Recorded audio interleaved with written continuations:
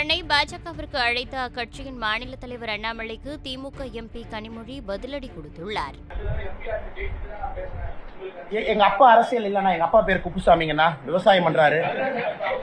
சொல்றேன் கேளுங்க. எங்க அப்பா பேர் கருணாநிதி இல்ல, அவர் 6 டைம் எம்எல்ஏவா இல்ல, 7 டைம் எம்எல்ஏவா இல்ல.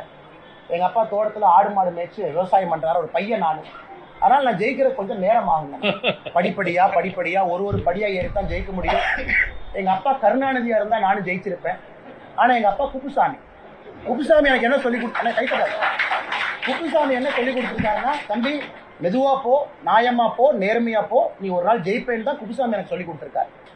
கனிமொழி அக்கா சொல்லியிருக்காரு, அண்ணாமலை அவர்கள் மாநில தலைவர் பொறுப்பிலிருந்து விலக வேண்டும்.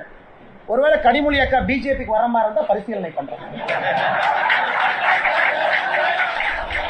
பாஜக பெரியார் வாழ்கன்னு சொல்ல ஆரம்பிக்கட்டும். ஆனா ஒண்ணு அவங்க கட்சியை வளர்க்கறதுக்கு நாங்க போக வேண்டிய அவசியம் இல்லை. திராவிட முன்னேற்ற கழகம் தான் எனக்கு தெரிந்த இயக்கம், நான் நம்பிக்கை வைத்திருக்கக்கூடிய இயக்கம். அதனால என்னை இங்கிருந்து யாரும் எதுக்காகவும் அசைக்க முடியாது.